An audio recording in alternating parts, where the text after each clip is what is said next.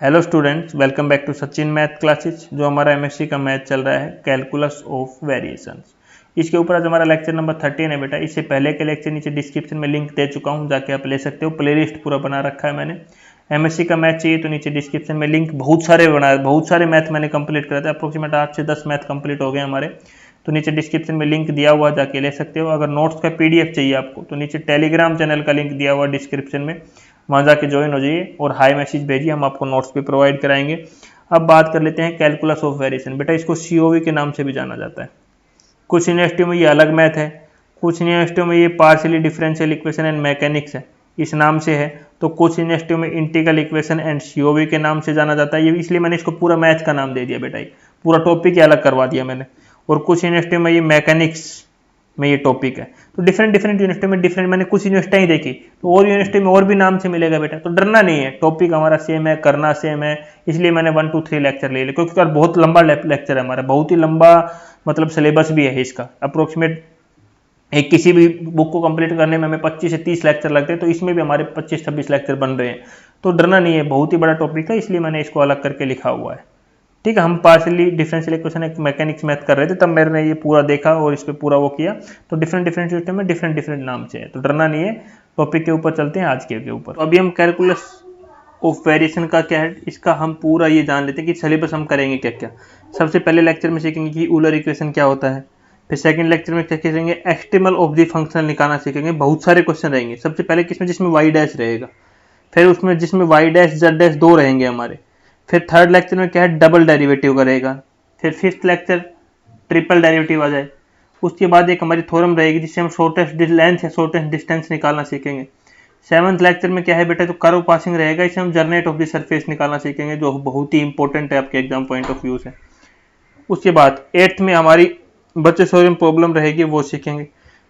फिर हमारा नौवे लेक्चर में फिर दोबारा से एक्सट्रीमल ऑफ द फंक्शन निकालना सीखेंगे, इसमें एक नई प्रॉब्लम आएगी, उससे सीखेंगे। फिर हमारा 10th में फिर एक्सट्रीमल ऑफ द फंक्शनल निकालना सीखेंगे। किसका, एक ये प्रॉब्लम इस प्रकार से दी रही होगी हमारी, ये बहुत ही इंपॉर्टेंट रहेगी। 11 से हमारा जियोडिक्स शुरू हो जाएगा। जियोडिक्स में क्या रहेगा, सबसे पहले हम राइट सर्कुलर सिलेंडर का इक्वेशन निकालना सीखेंगे। फिर कोन का 12th लेक्चर में, 13th में हमारा स्क्वायर का। फिर 14th लेक्चर से ना बेटा हमारी यूलर इक्वेशन जो हमने सीखी थी उसकी इंपॉर्टेंस थ्योरम शुरू हो जाएगी। हाँ, 14th में एक थ्योरम है हमारी। फिर 15th में हमारी अलग से थ्योरम है। 16th में हमारी बेटा इसको आइसोट्रोपिक भी बोलेंगे।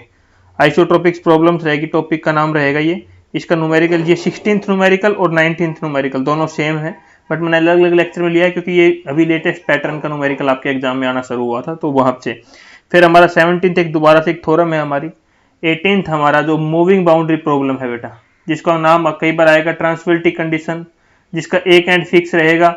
एक इसमें दो पार्ट रहेंगे बेटा, ये मैंने खाली आपको बताने के लिए लिया है। जब इनके लेक्चर लेंगे ना बेटा, तो एक थ्योरम के 5-5 नाम है, वो सब मैं लेक्चर लूंगा ना। इस थ्योरम का 5 नाम, इसके 5 नाम, सबके 4-4 5-5 नाम है।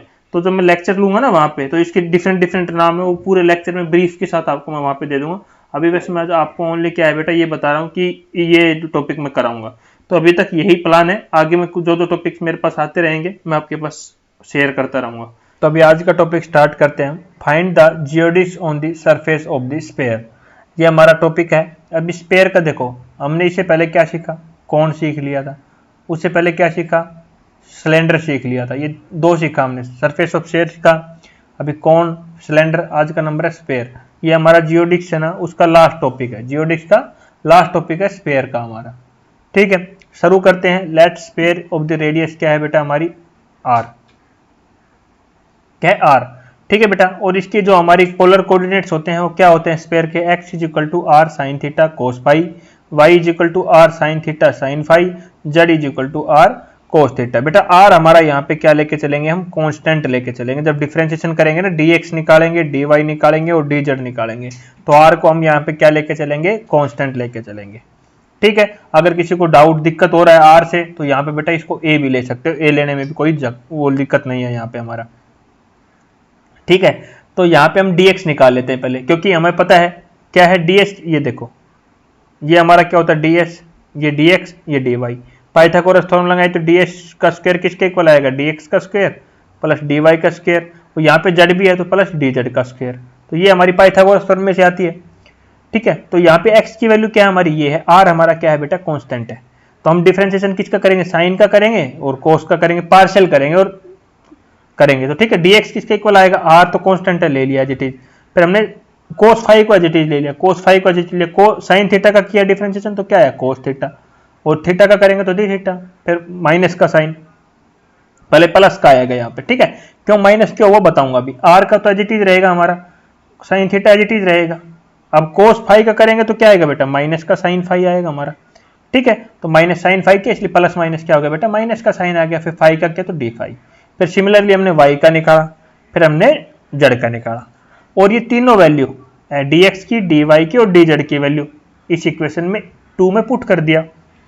अब देखो यहाँ पे किसका फॉर्मूला बन गया, a माइनस बी का होल स्क्वायर, ये किसका बन गया, a प्लस बी का होल स्क्वायर। इसका फॉर्मूला क्या होता है, a square plus B square minus 2ab, और इसका फॉर्मूला क्या होता है, a square plus B square plus 2ab।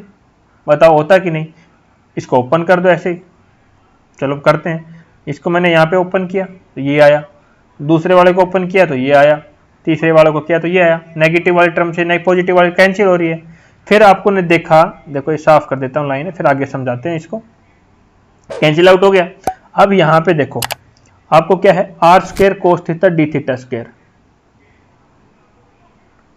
और यहां से देखो r square cos square d theta square, ये कॉमन निकाल दिया यहाँ से। यहाँ कितना बच गया, कोस स्क्वायर फाइव, और यहाँ कितना बच गया, साइन स्क्वायर फाइव। तो यहाँ पे ये हो गया, और यहाँ दूसरी बार कॉमन लिए तो ये बचा, ये बच गया। इसकी वैल्यू क्या होती है बेटा, 1 होती है। इसकी वैल्यू क्या होती है, 1 होती है, ट्राइगोनोमेट्रिक प्रॉपर्टी। तो यहाँ पे ये टर्म बच गई, ये टर्म बच गई, ये टर्म बच गई। अब आपने देखा होगा कि आर स्क्वायर और डी थीटा स्क्वायर कॉमन आ रहा है इसमें से और इसमें से, तो हमने कॉमन ले दिया तो क्या बच गया, कोस स्क्वायर थीटा, यहाँ क्या बच गया, साइन स्क्वायर थीटा। इसकी वैल्यू क्या होगी, पैरागोन 1 हो जाएगी। तो डी स्क्वायर किसके को लगा, r square d theta square और r square sine square theta plus d phi का होल स्क्वायर।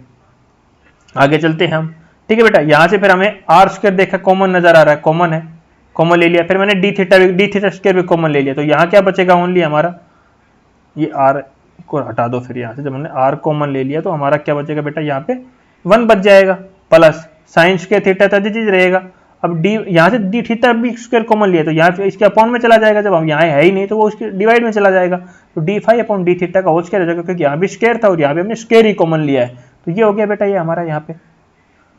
फिर यहाँ पे डी एस का स्क्वायर था तो स्क्वायर कटाने के लिए दूसरी साइड के अंडर रूट चला जाएगा, वन रूट गया तो इसका भी जो आर स्क्वायर डी थीटा का स्क्वायर है इसका अंडर रूट करोगे तो बाहर से क्या बचेगा, आर डी थीटा बच जाएगा हमारा। तो आर डी थीटा बाहर ले लिया। हमें पता है डीएस का अंडर रूट किस क्या होता है, मिनिमम होता है, यही जीओडीएस की कंडीशन होती है हमारी। इस डीएस में ये वैल्यू पुट कर दो, ये डीएस की ये इंटीग्रेशन की वैल्यू आई है, ये पुट कर दो, ये वैल्यू हमने पुट किया। तो हमारा फंक्शनल क्या आ गया, एफ थीटा फाइव डैश, यही आया ना हमारा, इसी में क्वेश्चन आएगा ना, थीटा फाइव डैश के, यही आया हमारा। अब ऊलर कंडीशन आप सभी को पता है ना क्या होती है, curly f upon curly five minus d upon d theta curly f upon curly five dash is equal to 0। ये हमारा फंक्शनल आ गया। ये क्या कहलाता है बेटा, अंदर वाला क्या कहलाता है, हमारा फंक्शनल।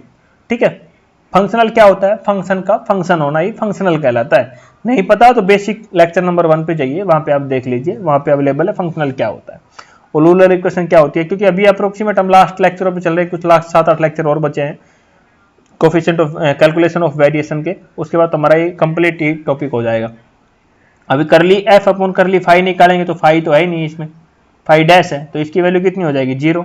करली f upon curly five dash की वैल्यू क्या होगी बेटा, पहले से इसका अंडर रूट का करना पड़ेगा तो 1/2 डिफरेंशिएशन करेंगे तो 1 upon sine square theta five dash square. अब अंदर किसका करना है, फाइव डैश का करना है तो फाइव डैश का करेंगे तो 2 फाइव डैश आ जाएगा हमारा, और इसके साथ क्या है साइन स्क्वायर है तो साइन स्क्वायर थीटा हमारा।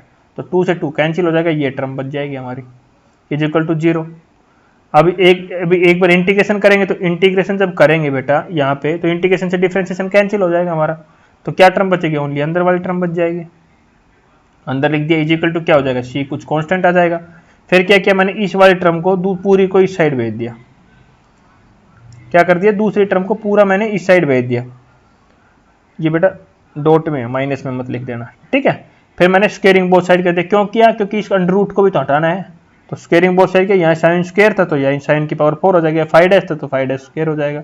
ये सी स्क्वायर हो जाएगा, यहाँ से अंडर रूट हट जाएगा, इसकी मल्टीप्लाई करके दिया, मल्टीप्लाई कर दिया। फिर हमने क्या किया, 5 और 5 दोनों साइड है, एक साइड लेके आ गए इक्वल टू सी स्क्वायर। तो 5 स्क्वायर की वैल्यू निकाली यहाँ से, तो ये इसके नीचे चला जाएगा, ये इसके नीचे चला गया। अब यहाँ 5 का स्क्वायर था, स्क्वायर को हटाना है क्योंकि 5 चाहिए ओनली, तो 5 चाहिए, तो इसके पूरे पे अंडर रूट आ जाएगा, तो अंडर रूट सी स्क्वायर हो जाएगा। तो ये क्या, इसको क्या लिखेंगे, सी लिखेंगे, और इसके ऊपर नीचे वाला इक्वेशन चला जाएगा, तो इक्वल टू क्या हो जाएगा, सी। अब यहाँ से देखो, यहाँ इसने क्या लिया, इन दोनों में से साइन स्क्वायर कॉमन निकाल दिया। कैसे किया देखो, साइन स्क्वायर थीटा कॉमन लिया, तो अंदर क्या बच गया, sign square theta minus c square बच गया। ठीक है, अब साइन स्क्वायर थीटा के ऊपर रूट है, तो ये 2 से 2 कैंसिल हो जाएगा, तो साइन थीटा बाहर निकल जाएगा रूट से, तो साइन थीटा बाहर निकाल दिया, अंदर क्या बच गया, sign square theta minus c square बच गया। साइन थीटा किसके बराबर होता है, 1 कोसिकेंट थीटा के बराबर होता है बेटा, 1 कोसिकेंट स्क्वायर थीटा हो जाएगा, क्योंकि साइन का स्क्वायर है, तो यहाँ भी 1 कोसिकेंट स्क्वायर थीटा हो गया।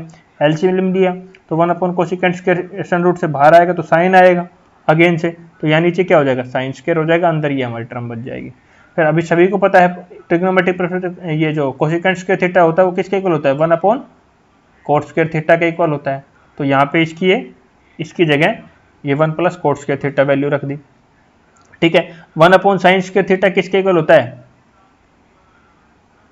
कोसिकेंट स्क्वायर थीटा के इक्वल होता है, तो इसको ऊपर लिख दिया मैंने यहाँ पे।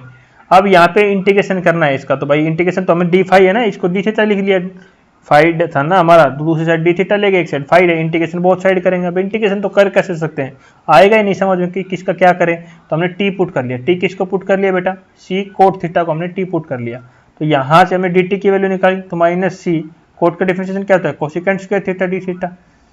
टी किसको माना, टी की जगह टी पुट कर दिया, इसको हमने क्या माना, टी माना था, तो टी पुट कर दिया। फिर कोसिकेंट स्क्वायर थीटा कैंसिल हो गया, ये हमारा आ जाएगा यहाँ से, इसको सोल्व करेंगे तो हमारा ये आ गया। अब इसके बाद देखो इंटीग्रेशन कर दिया, डी फाई का क्या आ जाएगा, फाई हो जाएगा। ये किसका, ये माइनस का साइन बाहर है बेटा, इसका इंटीग्रेशन क्या हो जाएगा, माइनस का साइन बाहर है, sine inverse T √1 minus c square, तो प्लस कुछ सी वन आता है बेटा, लेकिन नेगेटिव साइन था तो माइनस सी आ गया। यहाँ पे क्या कर दिया, कुछ कॉन्स्टेंट सी आया तो हमने माइनस सी ले लिया यहाँ पे। ठीक है बेटा, अब क्या बोल रहा है कि जो ये है हमारा, इसको क्या बोलेंगे बेटा, देखो ये वाला, इसको हम क्या बोल सकते हैं, इसको हम ये बोल सकते हैं π/2 माइनस, अगर हम इसको करें तो ये हमारा साइन की हमारा क्या होता है, साइन इनवर्स टी बाई सी हो जाएगा। तो ये हम इसको ऐसे लिख सकते हैं, कोई दिक्कत नहीं है। अब उसके बाद इसको देखो, दोबारा बोलता हूँ, इसको हम ये लिख सकते हैं बाई ट्रिग्नोमेट्रिक प्रॉपर्टी। ठीक है बेटा, तो यहाँ से हमने माइनस का साइन था, माइनस π/2 हो गया बेटा बाहर, प्लस माइनस प्लस हो गया, cos inverse t upon √1 minus c square, और माइनस सी हमारा बाहर था। अब ये क्या बोल रहा है कि जो सी है प्लस π/2 है, इन दोनों की जगह मैं सी लेट कर लूँ, तो ये दोनों जब माइनस के साइन है तो प्लस में कब आएंगे, जब माइनस का C1 हो जाएगा। तो हमने क्या किया, इसकी जगह में माइनस का इसकी जगह और इसकी जगह हमारा क्या आ गया, माइनस C1 लेट कर लिया। तो यहाँ से माइनस C1 था तो इस साइड चला जाएगा, तो प्लस का C1 इज इक्वल टू क्या बचेगा, हमारी ओनली ये टर्म बचेगी इस साइड। ठीक है बेटा, अब ये कोस इनवर्स का है तो दूसरी साइड जाएगा तो कोस हो जाएगा only, is equal to t upon √1 plus C square हो जाएगा, 1 माइनस सी स्क्वायर होगा। अब ये किसका फॉर्मूला बन गया, कोस एक्स प्लस वाई का फॉर्मूला बन गया। तो कोस एक्स प्लस वाई का फॉर्मूला यहाँ पे ओपन कर दो, बाई ट्रिग्नोमेट्री वाला फॉर्मूला से कर दिया, इज इक्वल टू देखो ये अभी टी की वैल्यू पुट कर दिया, जो हमने टी लेट किया था ना बेटा, टी हमने क्या लेट किया था, सी कोट थीटा पुट किया था यहाँ पे, तो सी कोट थीटा पुट कर दो यहाँ पे। ठीक है, सी कोट थीटा हमने पुट कर दिया upon √1 minus c square theta, यहाँ भी लिख दो, याद भी नहीं रहेगा ना आपको, तो अच्छा है ना, t is equal to c cot theta. ठीक है, ये हमने यहाँ पुट कर दिया। अब इसके बाद क्या किया इसने, कोट थीटा क्या होता है बेटा, cos theta upon sine theta होता है, वो उसकी ये अलग अलग कर दिया हमने। अब ये क्या किया, अब इसने क्या किया, जो ये साइन थीटा है ये उसकी साइड दूसरी साइड लेके चला गया, तो यहाँ साइन थीटा मल्टीप्लाई हो गया, तो यहाँ पर क्या बच गया, सी cos theta √1 minus c square. अब इसका है दोनों साइड किसे आर से मल्टीप्लाई कर दो बेटा, आर से मल्टीप्लाई कर दे दोनों साइड। अब जो हमारी इनिशियल कंडीशन थी बेटा, आगे इस इक्वेशन पे हमें पता था ये हमारी पोलर इक्वेशन वाली कंडीशन थी, पोलर कोऑर्डिनेट कंडीशन थी। तो आपने देखा होगा कि हमारा r sine theta cos phi ये किसके इक्वल है, एक्स के इक्वल है, तो इसकी जगह मैं एक्स लिख सकता हूँ। यहाँ क्या बच गया, cos C1 minus r sine theta sine phi, r sine phi sine theta किसके इक्वल है, वाई, तो वाई साइन C1 बच गया, इज इक्वल टू ये किसके इक्वल है, आर कोस थीटा किसके इक्वल है, जड़ के, जड़, और यहाँ क्या बच गया c/√1 माइनस सी स्क्वायर। तो बेटा कोई कहीं पे दिक्कत नहीं थी, ये हमारा आज का टॉपिक था। इसमें बहुत ही ईजी है, कुछ नहीं करना, बस यहाँ पे आपको इस टॉपिक में थोड़ा इंटीग्रेशन में दिक्कत आ सकती है, मैं भी मानता हूँ, बट इसमें कुछ नहीं है। कुछ हाँ, मैं एक चीज़ और बता देना चाहता हूँ, फिर बाद में कमेंट्स आएंगे आपके भर भर के। कई जगह यहाँ प्लस का साइन भी आएगा, तो कोई दिक्कत नहीं है, प्लस का साइन आ जाएगा। क्यों आएगा, क्योंकि जो हमने C1 C2 जो मान रहे हैं ना, ये डिफरेंट टीचर ने डिफरेंट तरीके से माना हुआ है, बट किसी का भी कुछ गलत नहीं हो सकता। एग्जाम पॉइंट ऑफ व्यू से बिल्कुल दोनों तरीके बिल्कुल ठीक है, मैं यहीं पे आपका क्लियर कर देना चाहता हूँ। ठीक है बेटा, तो नेक्स्ट लेक्चर में मिलते हैं नेक्स्ट टॉपिक के साथ। हाँ, नोट्स का मैंने बता ही दिया, नीचे डिस्क्रिप्शन में लिंक दिया हुआ है, वहाँ पे आपको नोट्स सब कुछ मिलेगा, नोट्स भी मिलेगा, वीडियो लेक्चर भी मिलेंगे, प्लस में प्रीवियस ईयर क्वेश्चन पेपर भी मिलेंगे टेलीग्राम चैनल पे। टेलीग्राम का लिंक नीचे डिस्क्रिप्शन में दिया हुआ, जाके आप ले सकते हो। ठीक है बेटा, एंजॉय करते रहिए मैथमेटिक्स को और मजे करते रहिए। Thank you.